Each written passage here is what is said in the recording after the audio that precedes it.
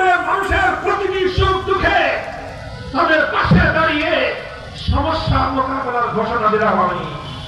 ইনশাআল্লাহ আমরা আইন শৃঙ্খলা রক্ষাকারী বাহিনী, সরকার, রাষ্ট্রের সব জায়গায় যোগাযোগ স্থাপন করে দখলদারি, চাঁদাবাজি, সন্ত্রাস এর বিরুদ্ধে এক সর্বব্যাপী আন্দোলন গড়ে তুলব ইনশাআল্লাহ।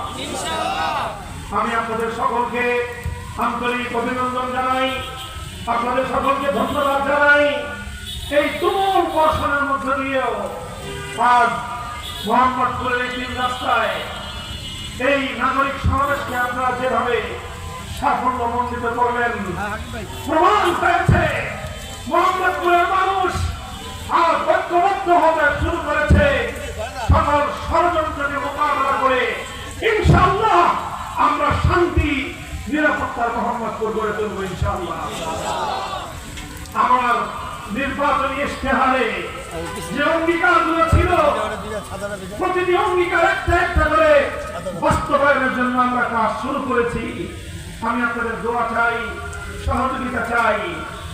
আপনাদের আবারও বলছি, আপনারা আমাদেরকে ভোট দিয়েছেন, আমরা আপনাদের ভোট রক্ষা করতে পারি নাই।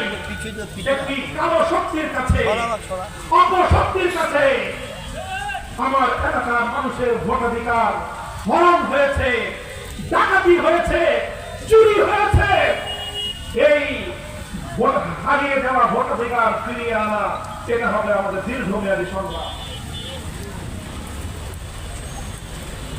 আমরা পরিষ্কার ভাষায় বলছি, চারটি অপরাধের কথা আমি বলছি: দখলদারি, চাঁদাবাজি, সন্ত্রাস আর মাদক। এগুলোর বিরুদ্ধে আপনারা আমাদেরকে সহযোগিতা করবেন তো? দেখেন, আমি সর্বশেষ কথা বলি, এই সব অপরাধের গোড়ায় একটা অপরাধ আছে। আল্লাহ নবী বলেছেন, লা তাশরাবুল খামার ফাইন্নাহু আসদুল্লি ফাহিশাতিন। মাদক এটা হলো সকল অপরাধের গোড়া। মাদক থেকে সন্ত্রাসী তৈরি হয়, মাদক থেকে সমাজে অপরাধী তৈরি হয়। এই মাদক আজ আমার বাংলাদেশকে ধ্বংসের দিকে ঠেলে দিচ্ছে।